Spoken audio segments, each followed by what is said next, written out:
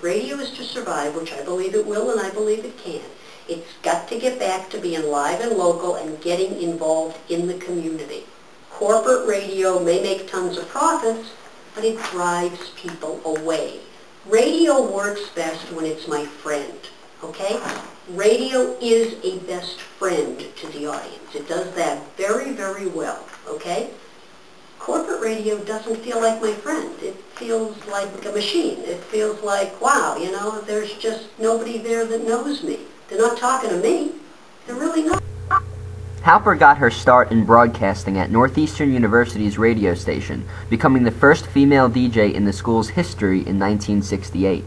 Her career in radio took her across the country to Cleveland, New York City, and Washington, D.C. While working at WMMS in Cleveland in 1974, she discovered the legendary rock band Rush, who in turn dedicated their first 2 albums to her. Currently, she teaches at Lesley University in Cambridge, and she recently published a book on the history of Boston radio. Halper is concerned about the lack of outlets for up-and-coming radio personalities to work on their skills. If Howard Stern dies tomorrow, if Rush Limbaugh dies tomorrow, who's going to fill their shoes? There's no farm teams anymore. It used to be like you did what I did. You went to Cambridge, or you went to Maine, or you went to one of these suburban stations and you perfected your craft, you honed your skills, and then you moved up. Those stations now are voice tracked, syndicated, or they don't exist anymore. So the new breed of talent, good luck with that. But at Emerson College's radio station, WERS, student announcers are learning the importance of a radio station that continues to be live in Boston with specific programming that is geared towards its broad listener base. Yeah, it's not higher average college radio. We have a lot of different listeners, and we have a lot of different programs to cater to our listeners. I can't tell you an exact number, but I know we broadcast also, like, even in New Jersey, they get our station. So it's very far-reaching. And our audience is like college students to like families to like 60s, like it's like a wide range.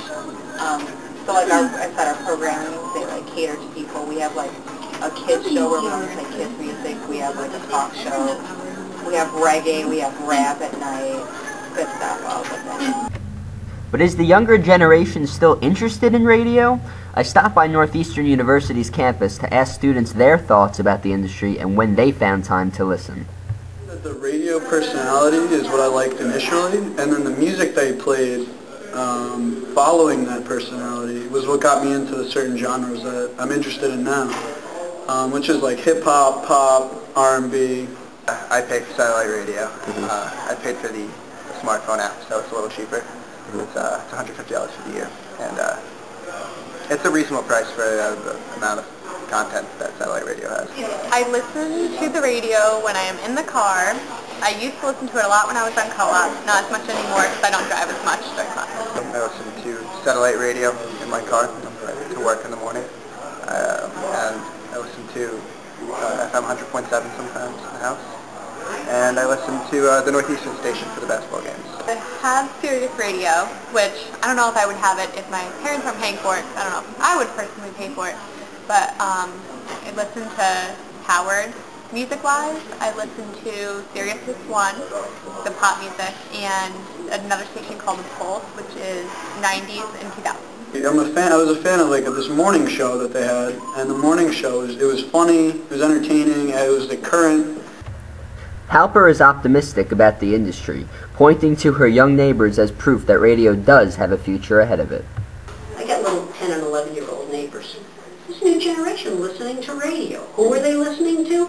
They're listening to personality DJs. They're listening to Maddie in the morning. They're listening to Pebbles on Jammin'.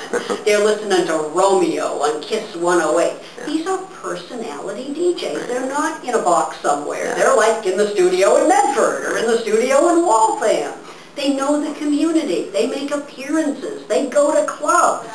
That's the future of radio. The future of radio is recapturing the past. Jake Cetera, Northeastern University.